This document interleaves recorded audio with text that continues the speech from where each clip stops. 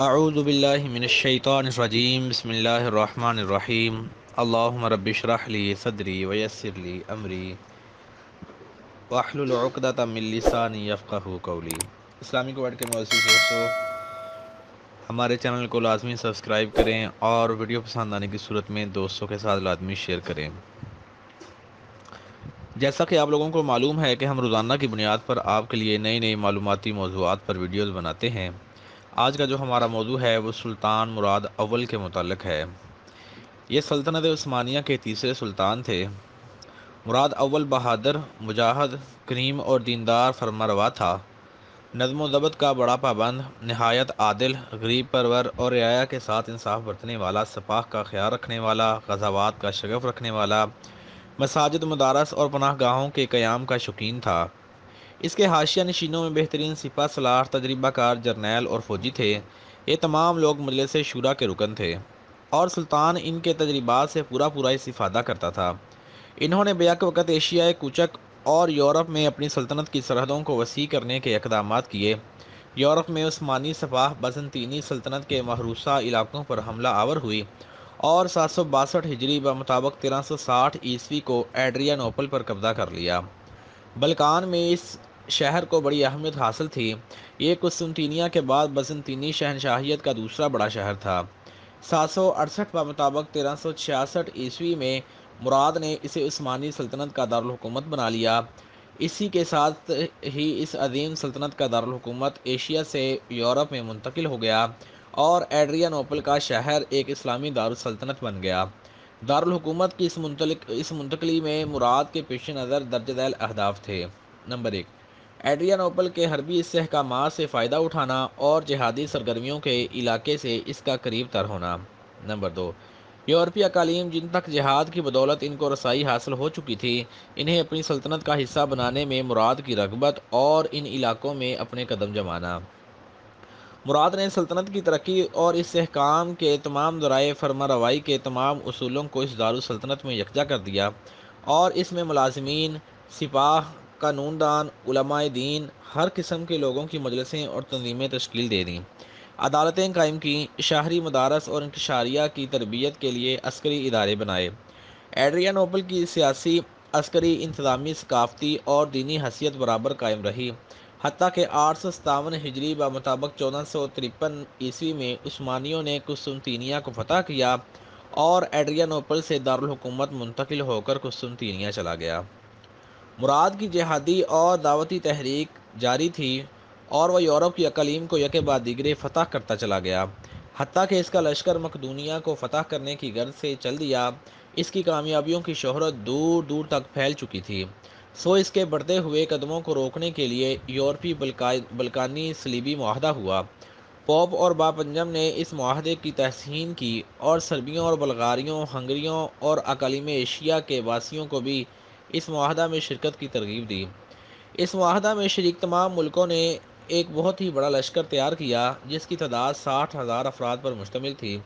عثمانی سپہ سالار لالا شاہین نسبتاً ایک چھوٹے لشکر کے ساتھ اس لشکر جرار کے سامنے خم ٹھونک کر کھڑا ہو گیا۔ دونوں لشکر دریائے مارتیزا پر تشیرمن کے قریب ایک دوسرے کے مقابل ہوئے۔ زور کارن پڑا، صلیبی لشکر کے پاؤں اکھڑ گئے، سربیا کے دونوں امیر بھاگ کھڑے ہوئے لیکن دریائے مارتیزا کی فوجوں کا لقمہ اجل بن گئے۔ ہنگری کا امیر حیرت انگیز طریقے سے بچ نکلا۔ اسی اثناء میں سلطان مراد ایشیا کوچک میں برسر پیکار تھا، جہاں اس نے متعدد شہروں کو فتح کر لیا تھا۔ پھر وہ اپنی سلطنت کے مرکز کو واپس ہوا تاکہ مفتوحہ اقالیم اور شہروں کا نظم و نسق بہتر بنائے، جیسا کہ وہ اکثر کیا کرتا تھا۔ دریائے مارتیزا پر عثمانیوں کی یہ فتح کئی اہم امور کا پیش خیمہ ثابت ہوئی، جن میں سے چند یہ ہیں۔ نمبر 1، اس فتح کے نتیجے میں تراکیہ اور مقدونیہ کی اقالیم فتح ہوئیں اور مسلمان جنوبی بلغاریہ اور مشرقی سربیا پہنچے۔ نمبر 2، سلطنت بازنطینیہ کی املاک اور شہر نیز بلغاریہ اور سربیا موسم خریف کے پتوں کی طرح یکے بعد دیگرے جھڑتے گئے اور ان پر مسلمانوں کا قبضہ ہوتا گیا۔ سلطنت عثمانیہ کے بازوؤں میں کمال طاقت دیکھ کر دائیں بائیں کی تمام اقالیم کانپنے لگیں، بالخصوص ان میں سے جو اقالیم کمزور تھیں، ان کا خوف دیدنی تھا۔ یہی وجہ تھی کہ راجوزا کی جمہوری سلطنت نے پہل کرتے ہوئے سلطان مراد کی خدمت میں سفارت روانہ کی اور دوستی کے معاہدے کی درخواست کی۔ اس معاہدہ کی روح سے دونوں ملکوں کے درمیان تجارتی روابط کا قیام بھی عمل میں آیا اور قرار یہ پایا کہ جمہوریہ راجوزا اس معاہدے کے بدلے 500 سنہری ڈاک، اس ملک کی کرنسی، سالانہ جزیہ ادا کرے گی۔ یہ پہلا معاہدہ ہے جو دولت عثمانیہ اور ایک دولت مسیحی کے درمیان طے پایا۔ سلطان مراد اپنے سپہ سالاروں کے طریق کار کو چھوڑ کر بذات خود دور تک بلکان میں گھستا چلا گیا، جس کی وجہ سے سربیا والوں کو شہ ہوئی اور انہوں نے یورپ سے بادشاہ کی عدم موجودگی سے فائدہ اٹھانے کی کوشش کرتے ہوئے کئی مرتبہ بلکان میں عثمانی فوجوں پر حملہ کیا، لیکن انہیں عثمانیوں کے خلاف کوئی قابل ذکر کامیابی حاصل نہ ہوئی۔ لہذا سربیا والوں اور بوسنیا والوں نے بلغاریہ کے باسیوں سے معاہدہ کیا اور ایک یورپی صلیبی لشکر ترتیب دیا۔ یہ ایک بہت بڑا لشکر تھا۔ ادھر سلطان مراد پوری تیاری کے ساتھ اپنی فوجوں کے ساتھ بلکان میں کوسوو کے علاقے میں پہنچ چکا تھا۔ کہا جاتا ہے کہ سلطان مراد کے وزیر، جن کے پاس جنگ کے دوران قرآن کریم کا ایک نسخہ ہوتا تھا، انہوں نے اتفاقاً بغیر کسی ارادے کے قرآن کریم کھولا تو ان کی نظر فوراً اس آیت پر پڑی: یا ایھا النبی حرض المؤمنین علی القتال ان یکن منکم 20 صابرون یغلبوا 200 وَإِن يَكُن مِّنكُم مِّائَةٌ يَغْلِبُوا أَلْفًا مِّنَ الَّذِينَ كَفَرُوا بِأَنَّهُمْ قَوْمٌ لَّا يَفْقَهُونَ۔ یعنی اے نبی، اہل ایمان کو جہاد کی ترغیب دو، اگر تم میں سے 20 صبر کرنے والے ہوئے تو وہ 200 پر غالب آئیں گے، اور اگر 100 ہوئے تو 1000 کافروں پر غالب آئیں گے، کیونکہ یہ وہ قوم ہے جو کچھ سمجھ نہیں رکھتے۔ وزیر محترم نے اسے نیک شگون گمان کیا اور اسے مسلمانوں کی فتح پر محمول کیا۔ اس واقعہ سے تمام فوج کو بھی فتح کا یقین ہو گیا۔ دونوں فوجیں آمنے سامنے کھڑی ہوئیں۔ دوسرے ہی لمحہ جنگ شروع ہوئی۔ زور کارن پڑا، مارکا کا کارزار گرم ہوا اور بالآخر یہ جنگ مسلمانوں کی واضح اور یقینی کامیابی کے ساتھ ختم ہو گئی۔ کوسوو میں اس کامیابی کے بعد سلطان مراد جنگ کا معائنہ کرنے لگا۔ وہ مسلم شہداء کی صفوں کے درمیان پھرنے لگا اور ان کے لیے دعا کرنے لگا۔ اسی طرح زخمیوں کو تلاش کیا اور ان کی مرہم پٹی کے احکامات صادر فرمائے۔ اسی اثناء میں ایک سپاہی اٹھا جو مردوں میں پڑا اپنے آپ کو مردہ ظاہر کر رہا تھا۔ اس کا تعلق سربیا سے تھا۔ وہ سلطان کی طرف دوڑ پڑا۔ محافظوں نے اسے گرفتار کر لیا، لیکن اس نے یہ بہانہ بنایا کہ وہ سلطان سے بات کرنا چاہتا ہے اور ان کے ہاتھ پر اپنے مسلمان ہونے کا اعلان کرنے کا آرزو مند ہے۔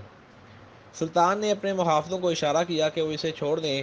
اس نے سلطان کے ہاتھ چومنے کی ایکٹنگ کی اور پھر فوراً اپنا زہر آلود خنجر نکال کر سلطان پر حملہ آور ہوا۔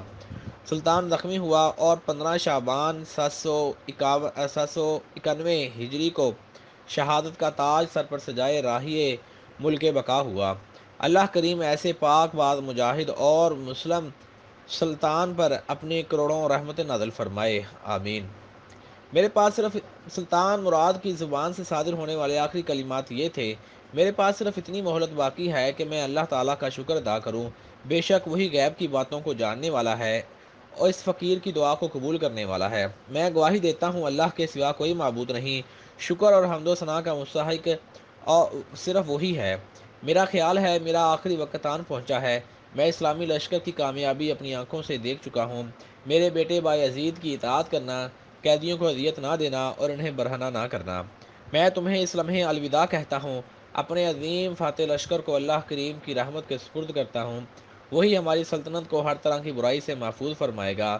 یہ عظیم فرمانروا شہید ہوا تو اس کی عمر 65 سال کو پہنچ چکی تھی۔ سلطان مراد جانتا تھا کہ وہ راہ خدا میں جہاد کرنے والا ہے اور فتح و نصرت اللہ رب العزت کے دست قدرت میں ہے۔ اسی لیے جب بھی وہ میدان کارزار میں اترتا تو خوب دعا کرتا، بارگاہ یزی میں گریہ وزاری کرتا اور اللہ کریم کی ذات پر توکل کرتا تھا۔ ان کی عاجزانہ دعائیں اس بات کا پتہ دیتی ہیں کہ سلطان معرفت خداوندی کا نور اپنے دل میں رکھتے تھے اور بندگی کے مفہوم کو سمجھتے تھے۔ سلطان مراد اس معرکے میں اترنے سے پہلے ان الفاظ میں دعا کیا کرتے تھے: اے اللہ، اے رحم فرمانے والے، اے آسمانوں کے رب، اے وہ جو دعاؤں کو سنتا ہے، مجھے حزن و ملال میں مبتلا نہ کر۔ اے رحمان، اے رحیم، اپنے عاجز بندے کی دعا کو اس بار قبول فرما۔ ہم پر اپنی رحمتوں کی آسمان سے موسلادھار بارش برسا کہ تاریکی کے یہ بادل چھٹ جائیں۔ ہم تیرے دشمنوں کو اپنے سامنے دیکھ رہے ہیں اور ہم کچھ نہیں، صرف تیرے گناہ گار بندے ہیں۔ تو بے دریغ عطا و بخشش کرنے والا ہے، ہم تیرے در کے فقیر ہیں، میں کچھ بھی نہیں، صرف تیرا ایک عاجز بندہ ہوں۔ تو سب کچھ جانتا ہے، اے غیب کی باتیں اور مخفی اسرار جاننے والی ذات، اے وہ کہ دل کے بھیدوں سے واقف ہے۔ میرے سامنے کوئی ذاتی مصلحت اور منفعت نہیں، اور نہ مال غنیمت کی طلب مجھے آمادہ جنگ کر رہی ہے، میں صرف تیری رضا کا طالب ہوں۔ اے اللہ، اے علیم، اے ہر موجود میں موجود ذات، میں اپنی روح تیرے سپرد کرتا ہوں، میری التجا کو قبول فرما۔ دشمن کے سامنے مسلمانوں کو ذل و رسوا نہ کر، انہیں فتح سے ہمکنار کر۔ اے اللہ، اے ارحم الراحمین، مجھے ان کی موت کا سبب نہ بنا، بلکہ ان کی فتح و کامرانی کا موجب بنا۔ اے اللہ، اے میرے رب، میں اپنی روح تیرے لیے قربان کرتا ہوں، میں چاہتا اور میں ہمیشہ چاہتا رہا ہوں کہ میں لشکر اسلام کی خاطر شہید ہو جاؤں۔ الہی، مجھے ان کی تکالیف دیکھنا نصیب نہ ہو۔ اے اللہ، اے میرے مولا، اس بار تم مجھ پر کرم فرما کہ میں تیری راہ میں تیری رضا کے لیے شہید ہو جاؤں۔ ایک روایت میں دعا کے الفاظ یہ موجود ہیں: الہی، میں تیری عزت و جلال کی قسم کھاتا ہوں کہ میرا مقصود اس جہاد سے یہ فانی دنیا نہیں، میں تو تیری رضا چاہتا ہوں اور مجھے اس کے علاوہ کچھ اور نہیں چاہیے۔ اے اللہ، میں تیری عزت و جلال کی قسم کھاتا ہوں کہ میں تیرے رسے میں نکلا ہوا ہوں، اپنے رسے میں موت دے کر میری عزت افزائی فرما۔ اے میرے معبود، اے میرے مولا، میری دعا اور یہ گریہ وزاری قبول فرما، اور ہم پر اپنی رحمتوں کی بارش برسا، جو ہمارے ارد گرد اٹھنے والی آندھیوں کے گرد و غبار کو دھو ڈالے، اور ہمیں وہ روشنی عطا کر جس سے ہمارے ارد گرد پھیلے سب اندھیرے چھٹ جائیں، اور ہمیں اپنے دشمنوں کے پڑاؤ کی جگہوں کو دیکھ سکیں، اور انہیں تیرے معزز دین کی سربلندی کے لیے میدان میں للکار سکیں۔ اے میرے معبود، اے میرے مالک، بادشاہی اور قوت و اقتدار صرف تجھے زیبا ہے، تو جسے چاہتا ہے ملک و اقتدار عطا کرتا ہے۔ میں تیرا ایک عاجز بندہ ہوں، تیرے در کا فقیر ہوں، تو میرے ظاہر و باطن کو جانتا ہے۔ مجھے تیری عزت و جلال کی قسم، میں اپنی جہادی سرگرمیوں کے بدلے اس فانی دنیا کا ایندھن نہیں چاہتا، بلکہ تیری رضا چاہتا ہوں، اور تیری رضا کے علاوہ اور کچھ نہیں چاہتا۔ الہی، میں تیری کریم ذات کے طفیل تجھ سے سوال کرتا ہوں کہ مجھے تمام مسلمانوں پر قربان کر دے، اور مجھے کسی مسلمان کی راہ مستقیم کے سوا کسی اور راہ میں موت و ہلاکت کا سبب نہ بنا۔ اے میرے معبود، اے میرے مالک، اگر میری شہادت میں مسلم لشکر کی نجات ہے تو مجھے اپنی راہ میں شہادت سے محروم نہ کرنا، تاکہ میں تیرے حریم قدس سے فیض یاب ہو سکوں۔ اور تیرا جوار کتنی بڑی نعمت ہے۔ اے میرے معبود، اے میرے مولا، تو نے مجھے یہ عزت دی ہے کہ میں تیرے راستے میں جہاد کی غرض سے نکلا ہوں، مجھ پر مزید کرم فرما، اور اپنے راستے میں مجھے شہید ہونے کا شرف عطا فرما۔ یہ عاجزانہ دعا اس بات کی دلیل ہے کہ سلطان مراد کو معرفت خداوندی حاصل تھی، اور اس نے کلمہ توحید لا الہ الا اللہ کی تمام شروط کو اسی طرح سمجھ لیا تھا، اور اس کلمے کی شروط اس کے چال چلن اور زندگی میں جمع ہو گئی تھیں۔ سلطان مراد جانتا تھا کہ نفی و اس بات جو معرفت سے ناواقفی کے منافی ہے کا کیا معنی ہے۔ ارشاد ربانی ہے: فَاعْلَمْ أَنَّهُ لَا إِلَٰهَ إِلَّا اللَّهُ، اور جان لے کہ اللہ کے سوا کوئی حقیقی معبود نہیں۔ اور ایک جگہ پر رب کائنات نے ارشاد فرمایا: إِلَّا مَنْ شَهِدَ بِالْحَقِّ وَهُمْ يَعْلَمُونَ، مگر جنہوں نے حق کی گواہی دی اس حال میں کہ وہ جانتے تھے، یعنی لا الہ الا اللہ کی تصدیق کی، اور جو کچھ وہ اپنی زبانوں سے بول رہے تھے ان کے دل اس کو جانتے تھے۔ سلطان اس بات سے آگاہ تھا کہ شک اور یقین دو متضاد کیفیتیں ہیں جو ایک جگہ جمع نہیں ہو سکتیں۔ سلطان اس کلمے کے مدلول پر پختہ یقین رکھتے تھے، اور وہ دل کی گہرائیوں سے مانتے تھے کہ ایمان میں صرف یقین کامل ہی فائدہ دے سکتا ہے، نہ کہ ظن۔ ارشاد ربانی ہے: انما المؤمنون الذين آمنوا بالله ورسوله ثم لم يرتابوا وجاهدوا باموالهم وانفسهم في سبيل الله اولئك هم الصادقون۔ کامل ایماندار تو وہی ہیں جو ایمان لے آئے اللہ اور اس کے رسول پر، پھر اس میں کبھی شک نہیں کیا، اور جہاد کرتے رہے اپنے مالوں اور اپنی جانوں کے ساتھ اللہ کی راہ میں، یہی لوگ راست باز ہیں۔ سلطان اس کلمے کے تقاضوں کو بدل و جان قبول کرتا تھا، اور جن اوامر و نواہی پر یہ کلمہ دال تھا اس کی پوری اتباع کرتا تھا۔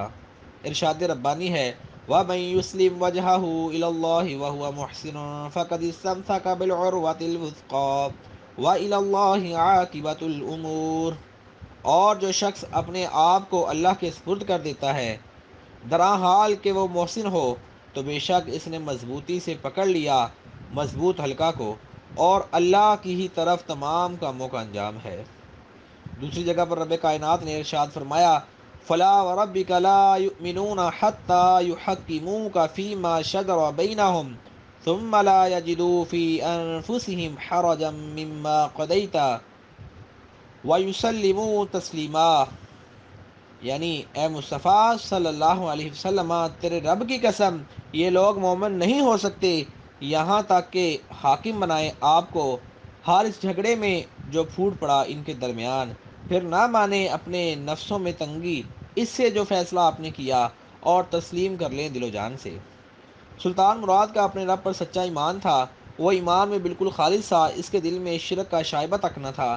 اللہ رب العزت نے اپنے عظمت والے قرآن کے اندر ارشاد فرمایا وَمَا أُمِرُوا إِلَّا لِيَعْبُدُوا اللَّهَ مُخْلِصِينَ لَهُ الدِّينَ حُنَفَاءَ، حالانکہ انہیں حکم دیا گیا تھا مگر یہ کہ عبادت کریں اللہ تعالیٰ کی، دین کو اس کے لیے خالص کرتے ہوئے بالکل یکسو ہو کر۔ وہ اپنے خالق سے بڑا مخلص تھا اور راہ خدا میں مال و جان کی قربانی کے لیے ہر وقت تیار رہتا تھا۔